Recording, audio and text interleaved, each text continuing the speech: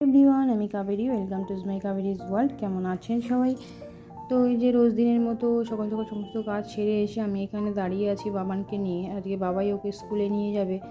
আর দেখুন সকাল সকাল কী প্রচণ্ড পরিমাণে রোদ উঠেছে, আকাশটা পুরো দেখুন সুন্দর নীল হয়ে আছে। এখন মাত্র 8:30 বাজে, কিন্তু দেখে মনে হচ্ছে না যে 8:30 বাজে, মনে হচ্ছে যেন কত বেলা হয়ে গেছে। তো তারপর বাবান স্কুল চলে যাওয়ার পর আমিও একটু ছাদে চলে এসেছি, মানে ছাদটা পরিষ্কার করবো বলে, ঝাড়ু দেবো বলে। কারণ কী হয়েছে বলুন তো, বৃষ্টির কারণে ছাদটা পুরো নোংরা হয়ে গেছে। তারপরে জাম গাছ থেকে জাম পড়েছে, তারপরে কাকগুলো না মানে কোথার থেকে যেন মাছের কাঁটা, মাছের হাড় এইসব এনে পুরো ছাদটা একদম মানে ভরে ফেলেছে, নোংরা হয়ে আছে। তাই ভাবলাম রোদ উঠেছে যখন, ছাদটাও মানে একটু শুকিয়ে গেছে, তো ঝাড়ু দিয়ে দিই। আর এত রোদ মানে থাকা যাচ্ছিল না, কাজ করা যাচ্ছিল না, তো করতে বাধ্য হয়ে তো করতেই হবে। মানে পুরো ছাদটা মানে যা অবস্থা হয়েছিল আর বলার মতো না। তো এখানে যে আগে ঝাড়ুটা দিয়ে নিই, তারপর ঝাড়ুটা ভালো করে দিয়ে নিচ্ছি। মানে পুরো ছাদটা মানে না দেখলে বোঝা যাবে না, মানে কাকগুলো যে কোথার থেকে মানে সব মাছের কাঁটা, মাছের হাড়, যত আবর্জনা এনে মনে হয় ছাদটার মধ্যে ফেলেছে।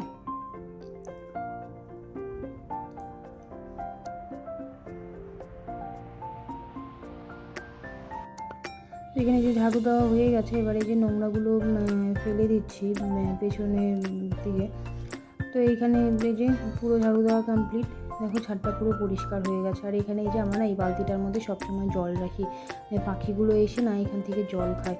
আর যেই পরিমাণে রোদ পড়েছে, তো আমি ছাদ থেকে চলে এসে এখানে এই যে বাবা বাজারে গেছে, তো বাবার জন্য একটু ছাতু গুলে রেখে দিচ্ছি। মানে যেদিন প্রচণ্ড গরম পড়ে বাবা ছাতুই খায়, তো ছাতুটা গুলে ফ্রিজে রেখে দেবো। তো বাবা বাজার থেকে আস্তে আস্তে এটা একটু ঠান্ডা হয়ে যাবে। আমি ছাতুটা গুলে রেখে দেবো, কারণ আমি আবার মানে পেছনে বাগানের দিকে যাব, বাগানটাও একটু পরিষ্কার করব। বাবা কালকে ঘাস মারার ওষুধ দিয়েছিল, কিন্তু মানে ঠিক পরিমাণে দেওয়া হয়নি, তো আমাকে বলেছিল আর একটু দিয়ে দিও। তো এখানে একটু বাগানটা পরিষ্কার করে নেবো। তো বাগানটা পরিষ্কার করে আমি আবার স্নান করে ছাদে চলে এসেছি জামা কাপড়গুলো মেলার জন্য। বাগান পরিষ্কার করা ওটা দেখাতে পারিনি, কারণ বাড়িতে কেউ ছিল না, আমি একাই কাজ করছিলাম। আর মানে পেছন দিকে মানে এতটা পরিমাণে গাছপালা ভর্তি না, মানে ওইখানে আর ভিডিও করা সম্ভব হয়নি। তো এই সব কাজ করতে করতে প্রায় অনেকটাই বেলা হয়ে গেছে, প্রায় 12:30 বেজে গেছে। জামা কাপড়গুলো মেলে দিয়ে তারপর সোজা চলে যাব রান্নাঘরে গিয়ে তারপর রান্নাবান্নাটা করে নেব। আবার বাবানের পাপাও ডিউটি থেকে চলে আসবে। বরফির খাবারটাও বসানো হয়নি আজকে, মানে ওইদিকে কাজ করতে করতে সব কিছুই দেরি হয়ে গেছে।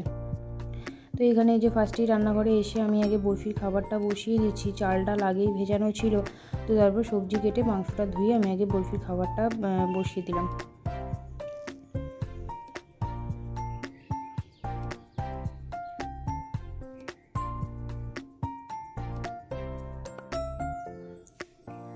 আর এদিকে যে আমাদের জন্য ডাল সেদ্ধ বসিয়ে দিয়েছি, মুগ ডাল।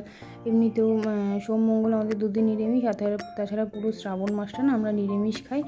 আর লাস্ট সোমবার আমরা ঠাকুরকে একটু ভোগ দিই। তো এই তো নিরামিষ পড়ে গেছে, এখন রোজ দিনই নিরামিষই হবে। তো এইখানে এই যে চালটা ধুয়ে একটু ভিজিয়ে রাখবো। আর ওদিকে বরফির খাবারটাও বসিয়ে দিয়েছি, ডাল সেদ্ধও বসিয়ে দিয়েছি। আর আমাদের বরফির খাবারটা মানে 1টা বাজলেই ও চিৎকার করতে থাকে। এদিকে ওই যে ডালটাও সেদ্ধ হচ্ছে। আর এবারে আমি যে সবজিগুলো কেটে নিচ্ছি, আজকে করবো ফুলকপি দিয়ে পনির দিয়ে করব। বাবা ফুলকপি এনেছে, তো জানি না খেতে কেমন হবে।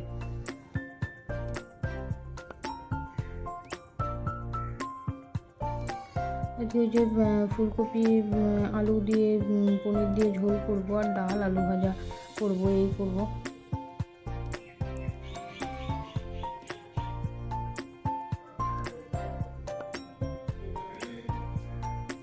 এখানে যে পনির দিয়ে ডাল করবো, পনিরগুলোকে আগে ভেজে নিয়েছি। এবারে এই যে জিরে, তেজপাতা, শুকনো লঙ্কা ফোড়ন দিয়ে এতে একটু আদা বাটা দিয়ে দিচ্ছি।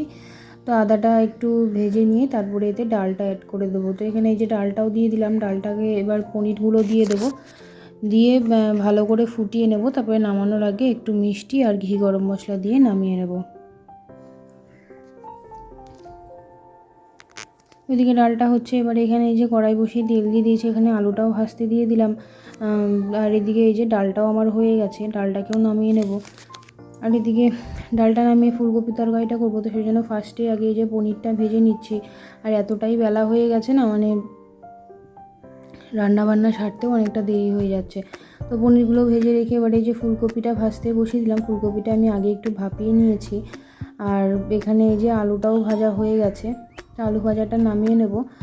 আর এদিকে এই যে ফুলকপিগুলো আমার ভাজা হয়ে গেছে। ফুলকপিটাকে নামিয়ে এবারে তেলে একটু গোটা গরম মশলা দিয়ে তেজপাতা ফোড়ন দিয়ে আলুগুলোও ভাজতে দিয়ে দিয়েছি। আলুগুলো ভাজা হলে এতে মশলাটা অ্যাড করে দেবো। এখানে মশলা আছে জিরে গুঁড়ো, ধনে গুঁড়ো আর কাঁচা লঙ্কা। তো এবারে এই যে মশলাটা ভালো করে কষিয়ে নেব। নুন হলুদটাও আমি দিয়ে দিয়েছি মশলার মধ্যে। তো এখানে মশলা কষানো হয়ে গেছে, এবারে এতে একটু গরম জল দিয়ে দিচ্ছি। ভালো করে ফুটিয়ে নিয়ে তো ঘি গরম মশলা দিয়ে নামিয়ে নেব। তো এইখানে এই যে পনিরের তরকারি আমার হয়ে গেছে, এবারে আমি এটাকে নামিয়ে নেব। আর আপনাদেরকে একটা নতুন একটা রেসিপি দেখাচ্ছি। এটাকে অনেকেই হয়তো জানেন, এটাকে কি অম্বলি বলে না আতম্বলি বলে, আমি ঠিক বলতে পারছি না সঠিক নামটা। এই গন্ধরাজ লেবু দিয়ে করে। তো এখানে একটু আমি অল্প একটু সামান্য একটু আতপ চাল ভিজিয়ে রেখেছিলাম, এই 1 মুঠ মতো। তো এখানে চালটা একটু বেটে নিয়েছি। এবার এতে দিচ্ছি নারকেল কোড়া দিচ্ছি, আর দিয়ে দেবো চিনি। এবারে এটাকে ভালো করে পেস্ট করে নেব।